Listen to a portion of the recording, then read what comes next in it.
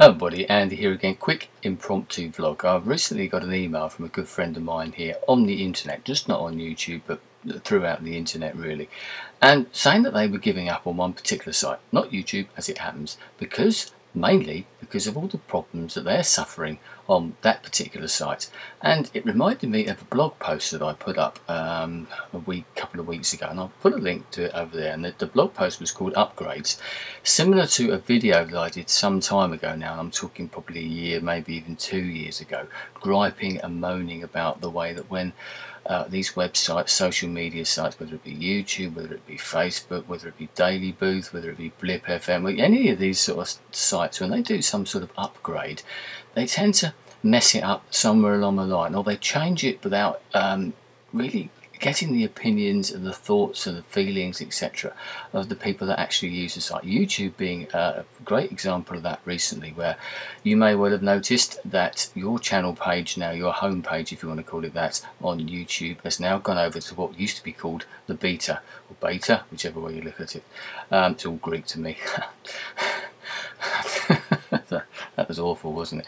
Anyway, yes, the beta page has changed, and we've now got that as the main channel, and we've got no option, and I've had to go there and, like everybody else has, to start changing things around. Yes, it's pretty much exactly as I left it, the same sort of features there, but there's certain things that aren't the same as what they were before, and especially if you're a partner, you have more options. Yes, those options are still there, but I think that I've lost something. And you build up a site, and I've been here for 3 years, etc., as I've said numerous times, and you build this whole thing up, don't you, one way or the other, whether you mean to or not. It happens, and it snowballs, and it builds and builds, etc., and you start using your page, and you start changing your page and adding features. I've literally just changed something on my page to feature certain vloggers or video makers on there that I like, because I've seen other people do it, and actually the person who's just left the other site is the person who told me how to do it, I seem to remember.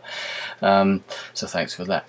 But it's annoying. There's always something new. And what discussion did we have? Now, if they gave us the option to have the beta channel or to keep it as it was, fine, I wouldn't have an option, I wouldn't have a problem like that. Or if they did switch it, but you had that option to turn it back to the way it was. There are options amongst the options, if you see what I mean, on the beta channel. You can change the layout slightly, but it's not the same. Yes, I'm sure some people love it. What I don't like about it is the fact that you seem to be stuck. If you go to someone's channel page now, and it's something I probably won't do very much for the reason I'm just about to mention, when you do go there and you start to watch a video, it automatically loads it into the channel page rather than it loading it on the site, if you see what I mean, and taking you away.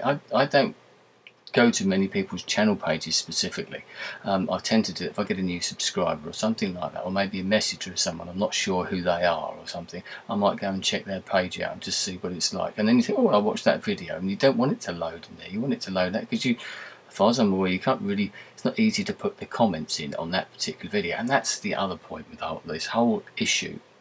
Something I mentioned recently, and I did about the sort of social media, the review of the book, and a sort of an ongoing thing about that afterwards, and thoughts, etc. And one of the things that I said, I believe, in there was that we keep talking about social networking, but we keep missing out on the social part. And I don't think it's us that's missing out on the social part. I think it's the sites themselves that are missing out on the social part, or they're overlooking it and getting into that networking. They just want the people there. And I saw a video the other day suggesting that that's pretty much what YouTube are doing with the beta channels, or what we have got now, the alpha channels maybe.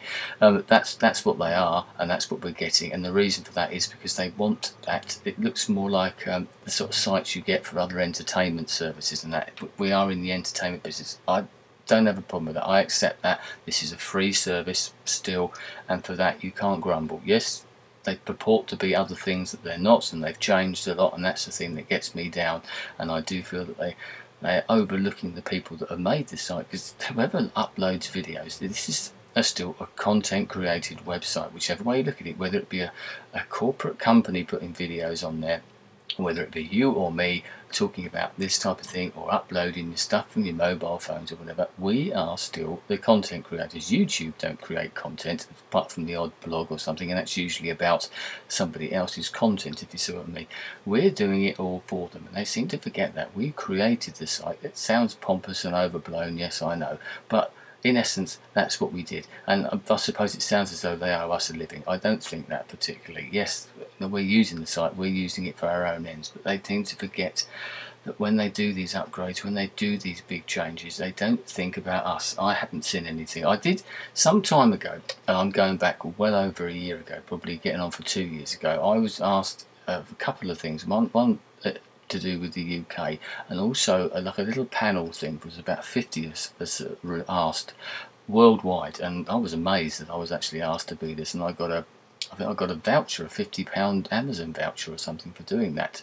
And it was like they were asking different questions every day and asking us to look at different videos, etc., on YouTube, and say whether you thought this was good for the site, and having a little conversation. There's like a little forum. Not all of the 50 people got involved. Some people got more involved than others. I got fairly well involved, and there's quite a lot of familiar names at that time that are still around now. Some have gone by the wayside, but at that time you felt, yeah, they're asking our opinions. They actually are interested in whether I consider this to be the right sort of video, whether we're talking about communities, etc. But now it's got that. This was post Google. I'm pretty sure of that. I'm pretty certain it was, but it frustrates me, and seeing other sites like Facebook, and people are having a lot of problems with Facebook. As I've said before, I don't use Facebook a great deal. I'm not interested in all the applications and things like that. Yes, it serves a purpose.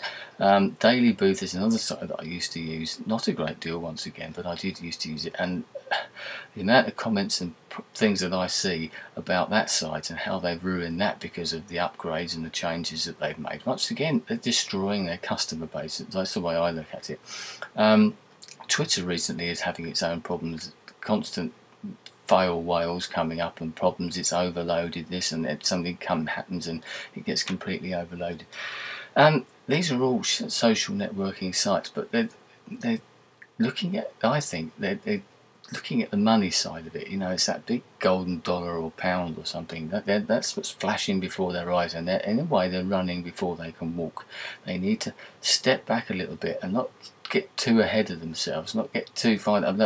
YouTube, you know, problems that we've got here, they change things that you don't want. They put things up there that you don't actually need, and forget the fundamentals. That's something you should never do. One of the things that came out of that particular social economics book as well, that type of thing. Look after the fundamentals, and then people will come on. Where I work at the moment, we just changed their website. There was nothing wrong with it before, and I went on there today just to have a look at something, the sort of corporate website, and it's awful the way they've redesigned it. You're having to go here, there, and everywhere. It's not easy. It's not user friendly. I think that's the expression that we tend to use nowadays, isn't it? And if something's not user friendly, they're going to go on to something else. If it doesn't do what they want it to, and if the site doesn't work, or the elements of it we just don't like, and think, what on earth is that for?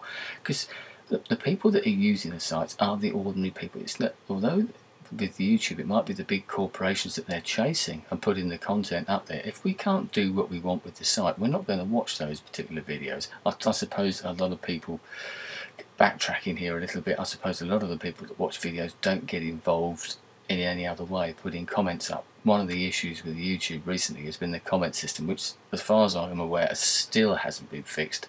We've had upgrades since then, and this has been going on for a couple of weeks, which is just the reason I did the blog in the first place. And it just shows you exactly the problem. If you needed an illustration of exactly what I'm talking about here, you need to look no further than the comment situation on YouTube. I remember this happening a couple of years ago, and within a fair amount of time they actually fixed it. They realised what the problem was, and this was pre-Google.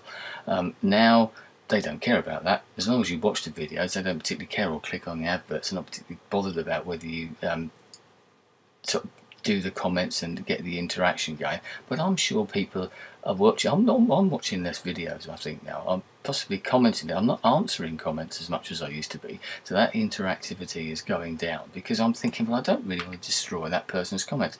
There are ways around it. If you click on the view all comments, that usually works, but it doesn't always work.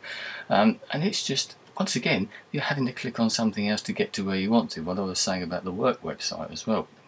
It's just awkward. It's not user friendly, and it's frustrating, very frustrating, I think. And there's so many sites like this now that are doing this, and they're thinking more about the numbers, they're thinking more about the money, than more about the networking side. We've got X amount of users, we've got X amount of accounts on our site, etc., and we can sell it off because Twitter or whatever need money to come in. Obviously Google need to start making more money out of YouTube, although they're doing very well. Nice, thank you very much. As a company, YouTube themselves are still losing money. I'm sure they'll be turning that around. Even some of these other sites must be feeling the pinch, or they're just looking for money to get the money in. We've got X amount of users, so other people are going to come in, the big backers, etc.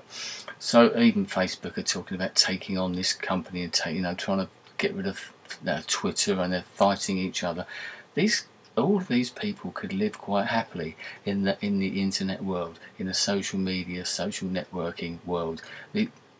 Facebook's different to Twitter. That's why people go there. Yes, we use Twitter as well. We can amalgamate our feeds, etc. I amalgamate my Twitter feed with my Facebook page. It might annoy some people, but I do that, and I get a fair amount of comments about it through that as well.